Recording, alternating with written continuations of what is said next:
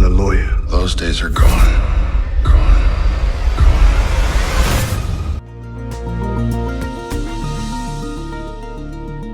Hello, and welcome to the Cinemondo podcast with Kathy, Mark, and Burke, talking about movies. Horror, sci-fi, unusual, unknown, forgotten, underappreciated. Always interesting. Oh, nailed it. That's the exclamation point on the podcast. Always interesting. So that's promising a lot. So we better always. Is it always? I'm always most of the time. Sometimes we try. Always interesting looking. Yeah, that would, I don't know if we need to be promising on looks right now. Is that interesting good or interesting bad? Exactly. Always interesting. Could go either way. Right. So that trailer that we just saw and heard, it's science fiction, which is like my favorite genre. Well, maybe not my favorite genre, but I think it is. It's one of them. It's a class. You're a sci-fi fan, no doubt about it. Yeah, it's top 3 at least. Yeah.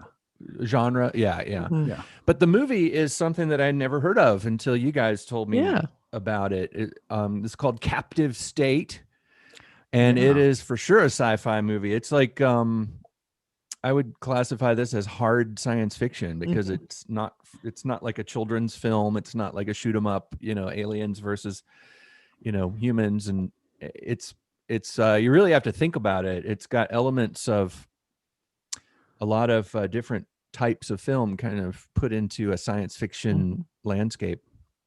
Yeah, it's directed by Rupert Wyatt, and I had not heard it. I just was thumbing through, Showtime. I said, "What's this?" And then Rupert Wyatt, I remember he directed Rise of the Planet of the Apes that came out about 10 years ago. I said, well, that's interesting. I mean, it was a big budget movie. And then I saw the cast was John Goodman and Jonathan Majors from, a Lovecraft Country, and Vera Farmiga. I said, well, this is a big cast, but this movie just never heard of it. And I said, well, I'll just watch it, because that intrigues me. And Burke is right. It's a sci-fi, hard sci-fi with elements of social, social political. Lots of social commentary. A lot of big drama. time. Yeah. Really close to home, actually. Yeah, really it's a did. 2019 film though, but it has it has elements in it that make you think it's a commentary on more recent events. It's very, very prophetic. It's very apparently Focus released it without any critic screenings, as if they didn't believe in it, like in around March, and they just kind of dumped it out there. I don't know why they would, because it's not like it's a failure or a terrible movie or anything. I'm always confused sometimes when studios do that kind of stuff. Like they just kind of go, "Well, let's just get this out." And it's like, why did you just do that?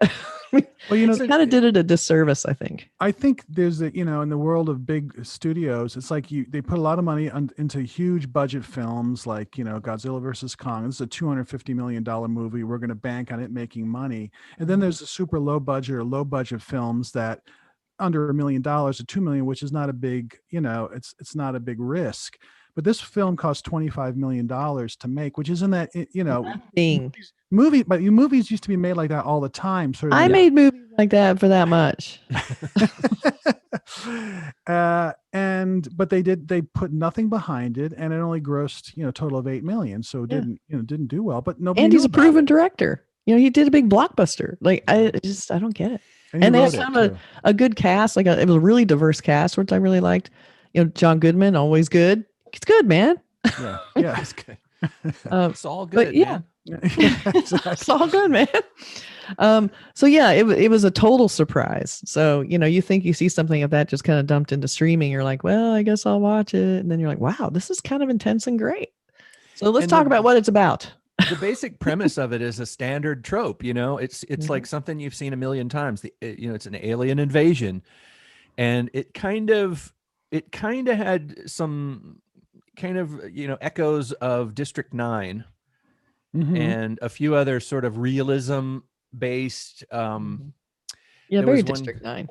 Yeah, and it kind of explores the human side of what it would be like if there was an alien invasion. It's not really so much the military and the scientists trying to figure out how to stop the aliens.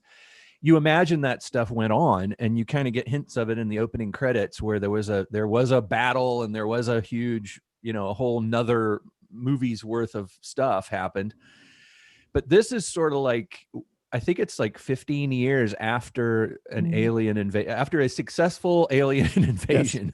Yes. Yep. And these aliens have, and you think about it, what would happen? I mean, most movies, the humans end up beating the aliens, but in this one, the aliens beat the humans.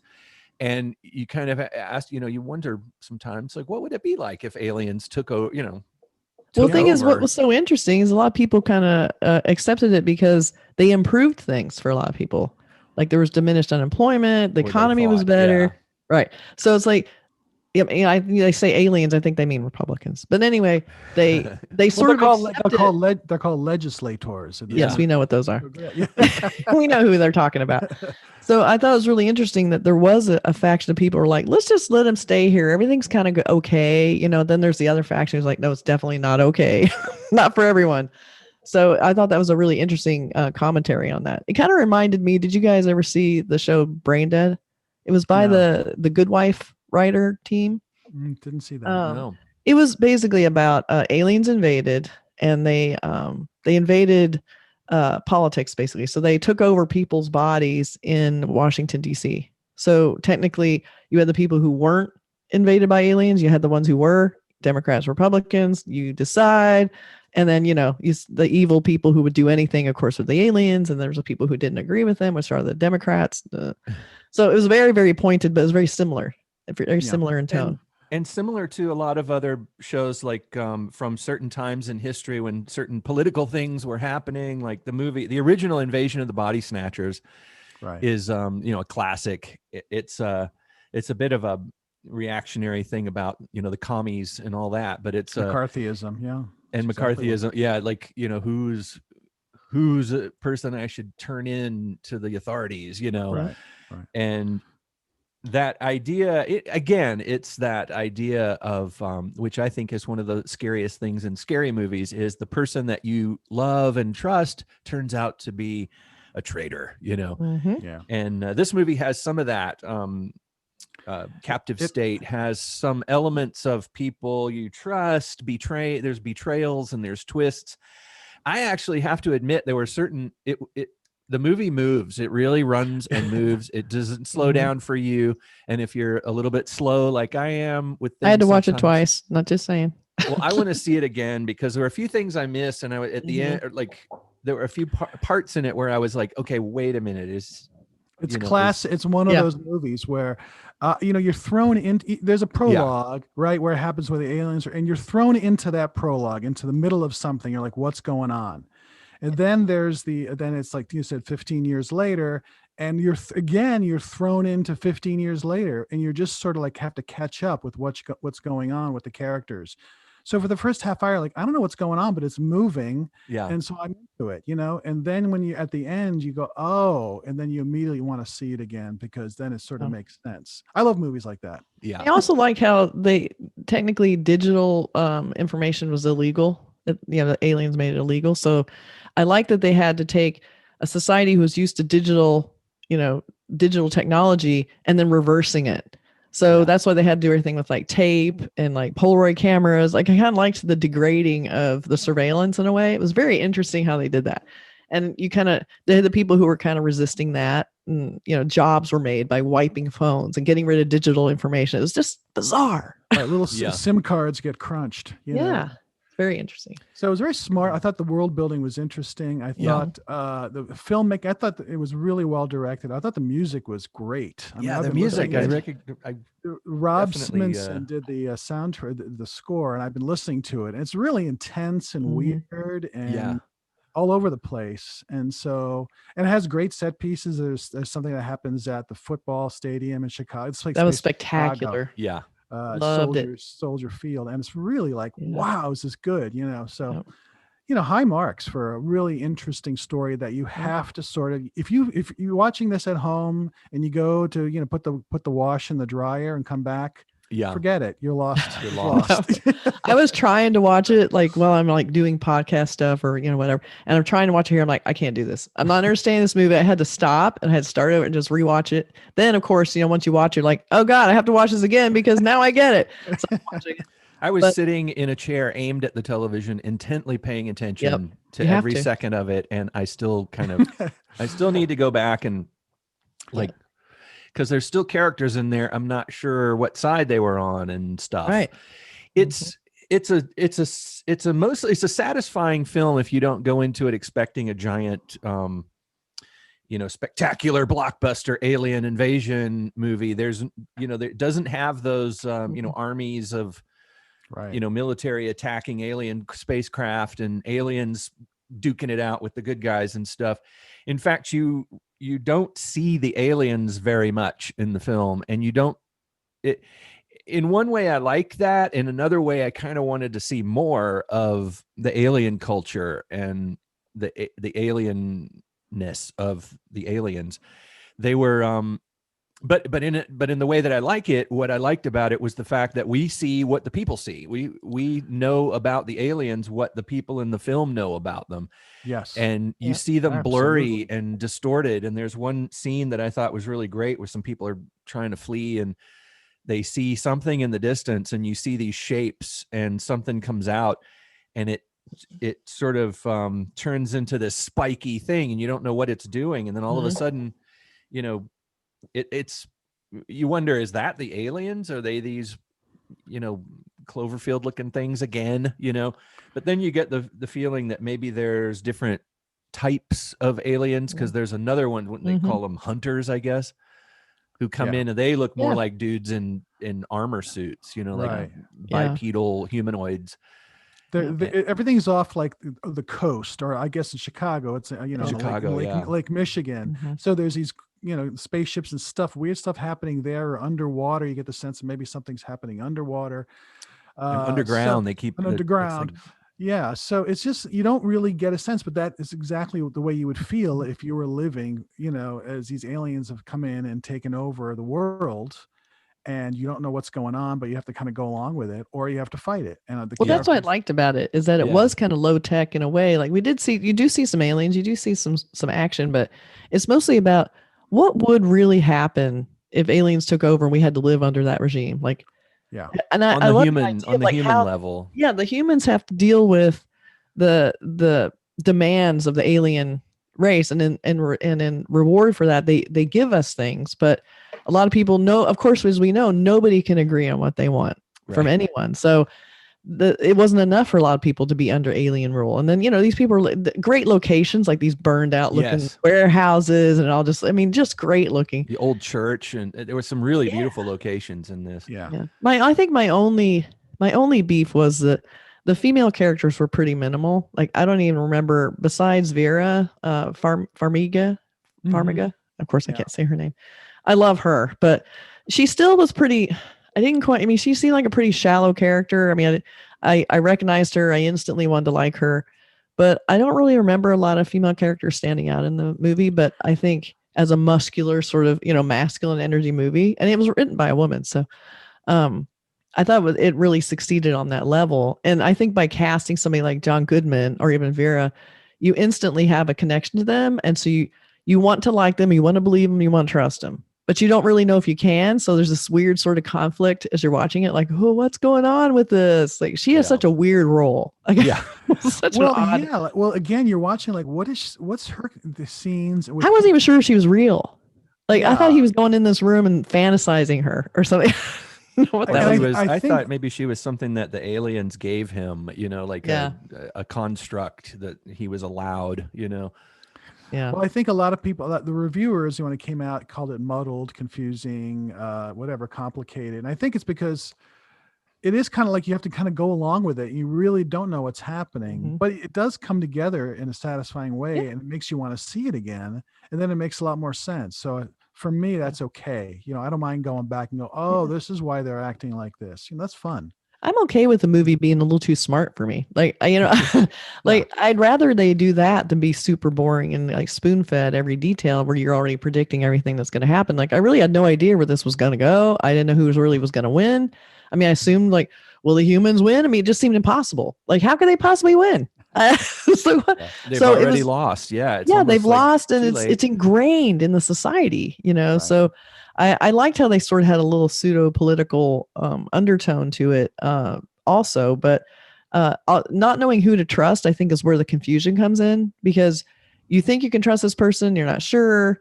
It's like people get, abducted, and then you're not sure if they're, helping or not. It gets but see, that's part of the charm of it in a way, because you don't know who to trust. And so you're off balance the whole time.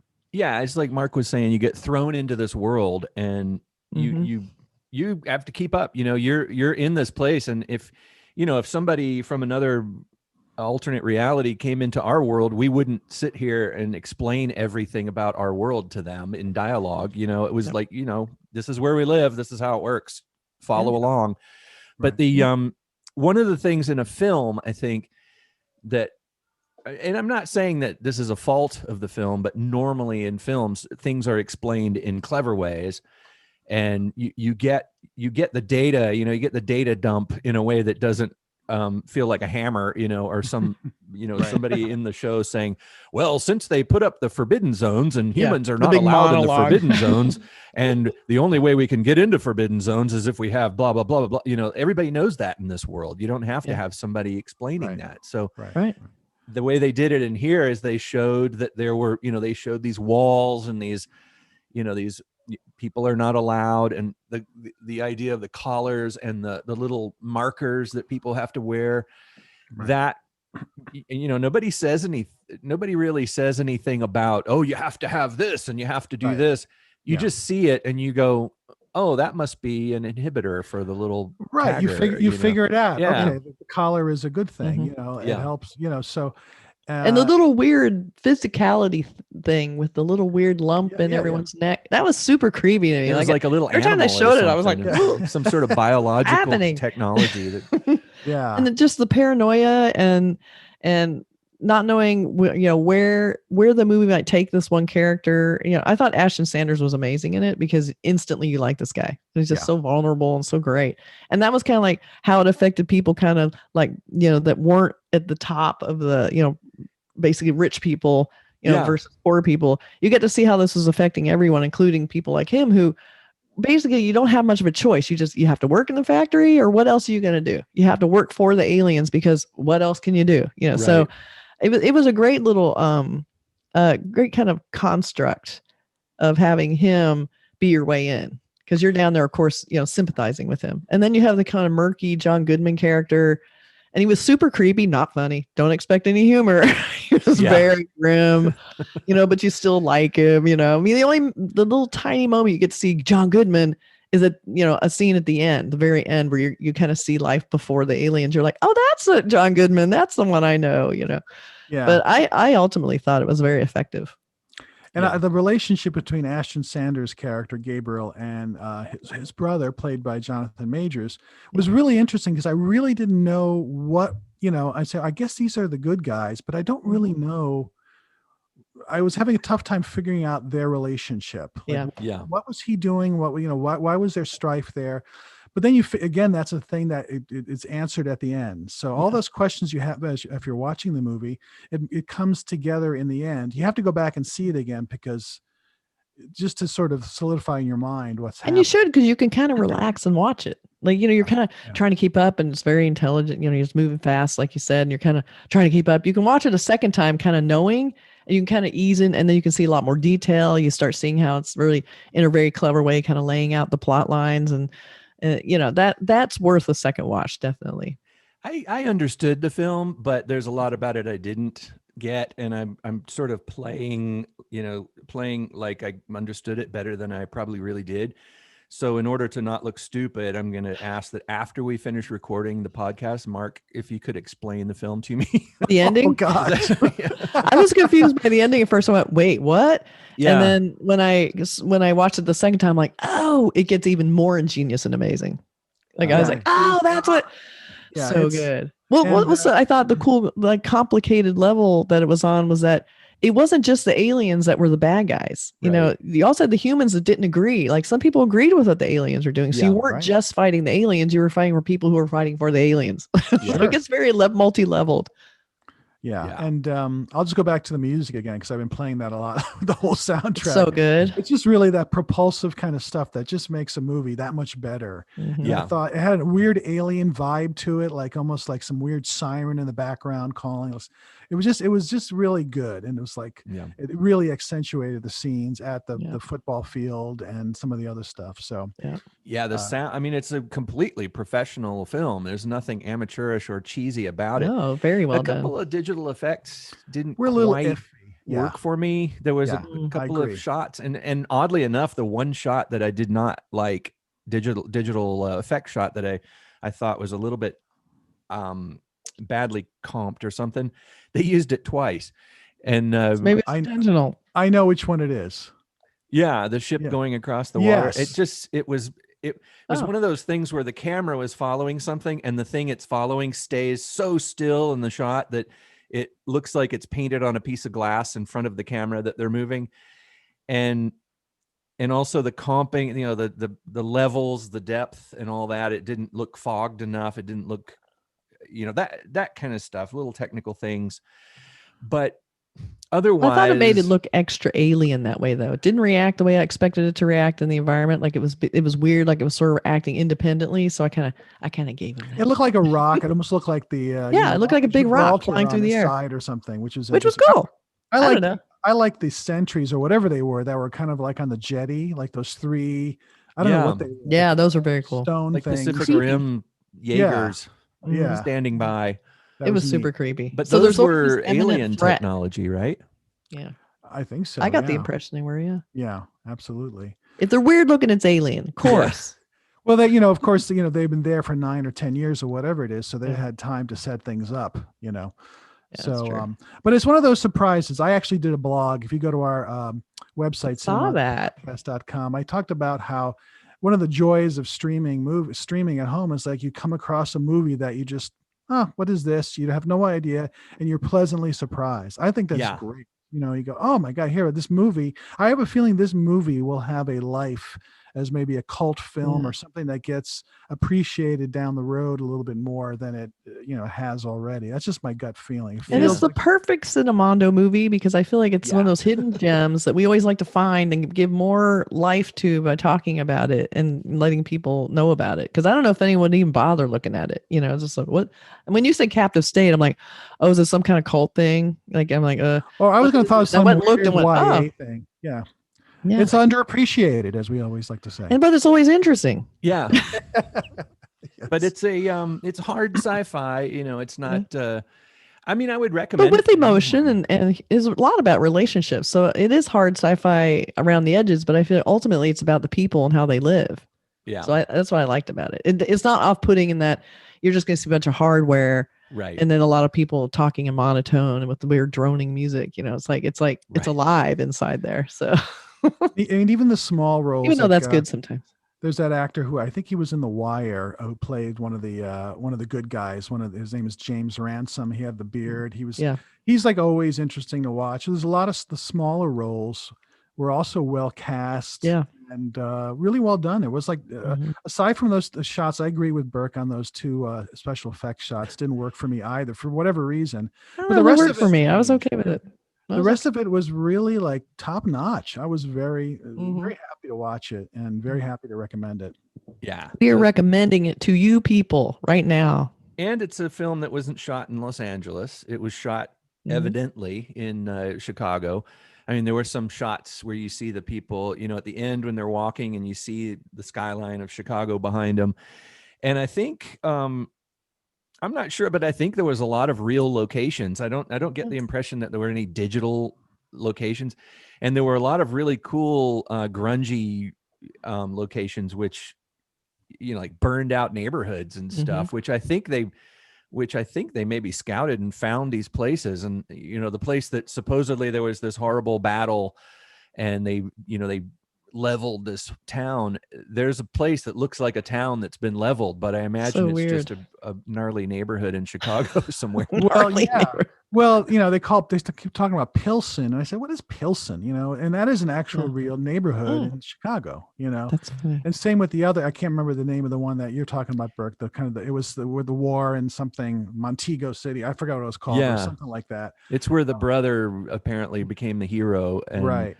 Yeah, those are both legitimate Chicago neighborhoods.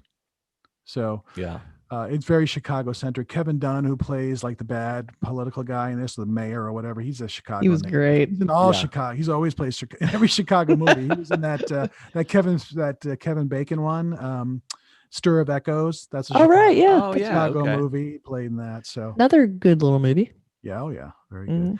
But it's, I like to see Kevin Bacon in this. Actually, I missed him. Yeah, where was Kevin Bacon? What was he doing? Why would you leave him out? If Kevin Bacon had been in this movie, the aliens wouldn't have been able to. That's true. Take over. I read a few articles saying that people think that this is this is a Cloverfield movie. Like this is in the Cloverfield canon, and that doesn't make any sense. I mean, it's kind of interesting, but it doesn't really make sense because John Goodman was in the second Cloverfield movie. Oh, that's right. Yeah. So maybe it was after. We don't know. I mean, I'm not sure of the timeline, but we don't really know what it wouldn't make sense. It wouldn't make sense because you couldn't be in both movies. Or before, actually. Yeah, I see what it would have to be like way later. I don't know. Anyway, I don't think it is. Yeah, I think good luck with that, people. Wrong. Yeah, exactly. But I did hear they were making a new Cloverfield that's supposed to be more directly linked to the first movie because they said all the Cloverfield movies had kind of been their own thing, so now they are working on one. So maybe this was it. Enjoy. Exactly. It'd be funny if the movie's out for a couple of years and it's like, oh yeah, it's the Cloverfield sequel. That's a movie we're working on. We telling you about, but kept a secret. Now go see it. Oh my God. Anyway, so what do you guys think about Cloverfield? Tell us down in the comments. Yeah, leave comments. What do you think? Check out this movie too, Captive State, and let us know what you think down in the comments. Yeah, I really want to hear what people think when they hear us talk about a movie they haven't seen and they see it. I want to hear what they think. That do they agree? Like, are they glad? Did they think we were nuts? Did they watch it twice? I just want to know how many people watched it twice. Right. Yeah. Because we give you permission in the comments downstairs to go ahead and spoiler.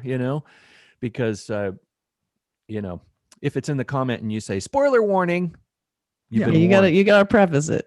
Because you can't. But it's such a new film. We don't really like to spoiler new films. So right. So ignore everything he just said about it. We're giving you permission because it's not allowed. But permission in the comments as long as you say spoiler warning. That's right. Yeah. So please comment on because we all liked Captive State. We'd love to hear your thoughts. And I want to hear what more people think. Yeah. And subscribe to our YouTube channel.